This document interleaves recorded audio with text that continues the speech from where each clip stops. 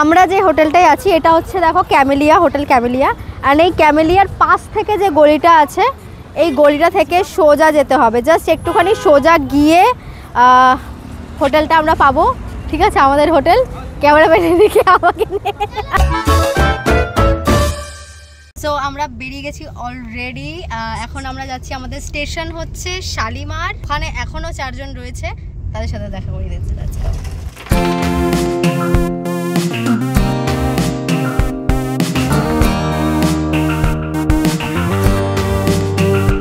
চলে এসেছি হচ্ছে শালিমার স্টেশনে অ্যান্ড আমাদের ট্রেন ওখানে দাঁড়িয়ে আছে।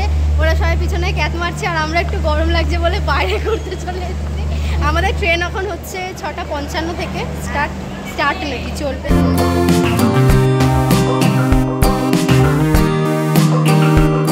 আমরা কি নেমে গেছি? এখানে ওয়েদার কেমন? খুব গরম। লোক বলে পুরীতে খুব গরম, এখানে তো খুব ঠান্ডা। আমরা এনজিবি এসছি। হ্যাঁ সত্যি। শোনো, ঠান্ডা না গরম? ঠান্ডা না গরম? ওদের এমনটা বলার কারণ সারা রাত ধরে বৃষ্টি হওয়ায় ওয়েদার প্রচন্ড ঠান্ডা হয়ে গেছে। যাই হোক, আমরা এখন রওনা দিচ্ছি হোটেলের দিকে।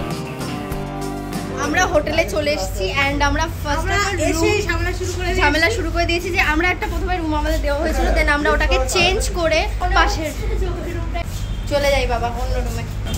ওকে, হচ্ছে আমাদের হোটেল বিনায়ক। ভাবলাম যে চলো একটু সমুদ্র থেকে ঘুরে আসা যাক, তো আমরা এখন যাচ্ছি সমুদ্রে। আমরা চলে এসেছি সিতে। আমরা এখন সমুদ্রকে আপাতত টাটা বলে ব্রেকফাস্টটা করে নিই, দেন তো আমরা আসবই।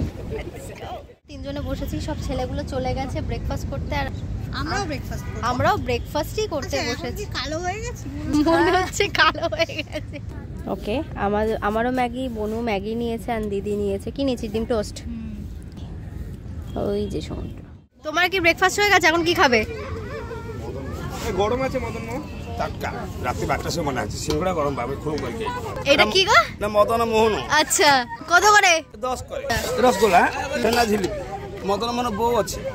এটা মদন মোহনের বউ আছে। এটা কি? ছানাপোড়া। আমার মতো যারা মিষ্টি লাভার আছো তারা অতি অবশ্যই ট্রাই করে দেখো পুরীর এই ঐতিহ্যবাহী মিষ্টি মদন মোহন। খেতে কিন্তু দুর্দান্ত আর দাম মাত্র 10 টাকা। ব্রেকফাস্ট সেরেই আমরা ফিরলাম হোটেলে, কারণ সমুদ্রে নামার জন্য আমরা মোটেই আর ওয়েট করতে পারছি না। আমরা 9টার সময় বেরিয়ে গেছি ভাই স্নান করতে। ভাই আমরাও একটু দেরি করছিলাম। হ্যাঁ, ছেলেগুলো পাগল করে অনেক আগে এবারে এসছি স্নান করতে। কখন সমুদ্র থেকে উঠবো ভাই কোনো আইডিয়া নেই। পুরো আজকে দিনটা পুরো সমুদ্রেই থাকবো ভাই।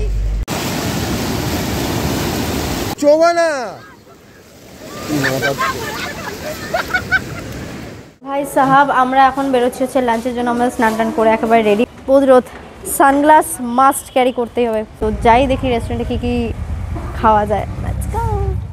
আমাদের হোটেলটা হচ্ছে একদম স্বর্গদ্বারের কাছে আর আমরা এখন যাচ্ছি লাঞ্চ করতে একদম লাইট হাউসের দিকে। কোথায় যাচ্ছি কি জানি? মিত্র ক্যাফে রয়েছে এখানে, একটি বেঙ্গলি রেস্তোরাঁ মিত্র ক্যাফে। হোটেল সফট প্যালেসের গ্রাউন্ড ফ্লোরে এটি রয়েছে। খুব আহামরি এক্সপেন্সিভ নয়, কিন্তু এক্সপেন্সিভ। তোমরা ওখানে গেলেই বুঝতে পারবে। আমি নিয়েছি মালঞ্চ ফিশ থালি, যেটার প্রাইস 330। থালিতে রয়েছে ভাত, ডাল, আলু ভাজা, শুক্তো, রুই ঝাল, রসগোল্লা, চাটনি, পাঁপড়, এমনকি পানও। লাঞ্চের জন্য আমি কিন্তু পারফেক্ট কম্বোটাই নিয়েছি। আমরা মিত্র ক্যাফে থেকে খাওয়া দাওয়া করে বেরোলাম। টেস্ট ভালো ছিল, খাবার কোয়ালিটিও ভালো ছিল। কেমন লাগলো খেয়ে? ভালো ছিল। এরকম কেসা লাগা? আমি যে থালিটা নিয়েছিলাম মালঞ্চ ফিশ থালি, সেটা একদম পারফেক্টলি লাইক আমার কোয়ান্টিটিতেই আছে, মানে আমি যতটা খেতে পারবো ততটা ঠিক ওই কোয়ান্টিটিতেই আছে। তো ইয়াস, এখানকার খাবার দাবার ভালো। এখন ভুট্টা নিয়ে নিয়েছি। এই ভুট্টা নিলেও 30 টাকা। 40 টাকা নিল কেন?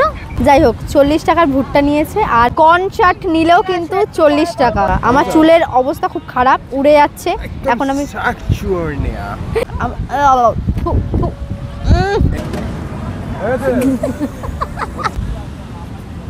পুরীতে সন্ধেবেলা মানেই মার্কেটিং, অসংখ্য দোকান ঘুরে দেখা, কিছু কেনাকাটা বাড়ির জন্য হোক, নিজের জন্য হোক, ঠাকুরের জিনিসপত্র, শখের জিনিস সব কিছুই এখানে অ্যাভেলেবেল।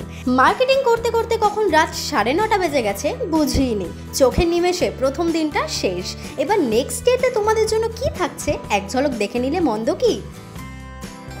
ফার্স্ট টাইম আমরা গাড়ি করে ঘুরবো নন্দনকাননটা, অ্যান্ড 2 থেকে 2.5 ঘন্টা সময় লাগবে পুরোটা ঘুরতে। সেকেন্ড ডেতে একটু অন্যরকম অভিজ্ঞতার সঙ্গে থাকছে নন্দনকাননের গোটা ব্লগটা। সাফারি পার্কের অভিজ্ঞতা নিতে চাও কানাকের সাথে, তাহলে নেক্সট দিন কিন্তু ব্লগ দেখা must. Till then tata, love you.